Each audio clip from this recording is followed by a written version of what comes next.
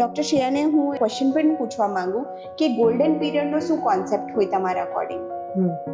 હવે પહેલાંના ટાઈમમાં એવું હતું કે એઝ અ નિયોનેટોલોજિસ્ટ જે ન્યૂબોર્નનું ફર્સ્ટ ગોલ્ડન પીરિયડનું મેનેજમેન્ટ થવું જોઈએ, જેમાં ઘણી જગ્યાઓથી એવું હતું કે પેશન્ટ બેબીને આફ્ટર ડિલિવરી 3 કલાક 4 કલાક 8 કલાક ત્યાર પછી નિયોનેટોલોજિસ્ટ પાસે આવતા. ઇન ધેટ પીરિયડ એ બચ્ચાનું જે ગોલ્ડન આવર મેનેજમેન્ટ થવું જોઈએ, વી loss that period.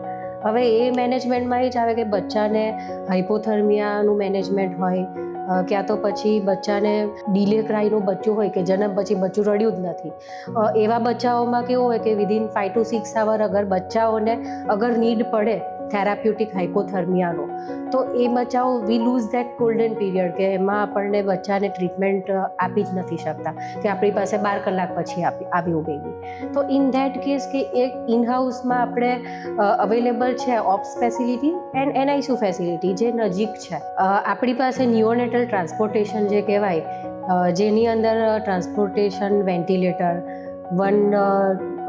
Dedicated staff જે હોય એનઆઈસીયુની, ડૉક્ટર છે જેમાં હું પોતે જાઉં છું નિયોનેટલ ટ્રાન્સપોર્ટેશન બેબી રિસીવ કરવા માટે, એ ફેસિલિટી 24/7 અવેલેબલ છે.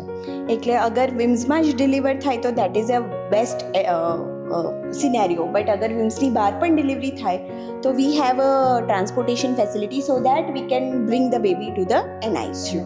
ડૉક્ટર નીલમ, મારે એક ક્વેશ્ચન પૂછવું હતું તમને કે કોઈક મારું રિલેટિવ આવ્યો અને એમને પ્રેગ્નન્સી રહી ગઈ છે, તો એમને કેવી રીતે ખબર પડશે કે એમને હાઈ રિસ્ક પ્રેગ્નન્સી છે કે નહીં? એ કેવી રીતે ખબર પડશે? એના બહુ બધા ફેક્ટર્સ હોય. હવે એક માતાના પોતાના ફેક્ટર્સ હોય કે માતાને ઓલરેડી કોઈ હૃદય રોગ છે કે ન્યુરોલોજિકલ ડિસઓર્ડર એટલે કે દિમાગની કોઈ બીમારી છે, જેમ કે માતાને ખેંચ પડતી હોય કે એવું કંઈ હોય. આ તો માતાના પોતાના ફેક્ટર્સ થઈ ગયા. જે માતાના ગર્ભમાં છે, હવે એ 2 બાળક હોય, જેમ કે ટ્વિન પ્રેગ્નન્સી છે. હવે એવું બી હોઈ શકે કે જે નાળ છે તે એક જ છે કે એક જ સેકના અંદર છે, પછી ટ્રિપલેટ એટલે કે 3 બાળક છે, એ બધા ગર્ભમાં ઓલરેડી 3 બાળક છે, એ બધા પણ હાઈ રિસ્ક પ્રેગ્નન્સીમાં આવે છે. એટલે એના બહુ જ બધા ફેક્ટર્સ હોય છે. એ લિસ્ટ તો બહુ મોટું છે, પણ આ બેઝિક વસ્તુ કોમન જે રિસ્ક ફેક્ટર છે તે આપણે ડિસ્કસ કરી રહ્યા છે.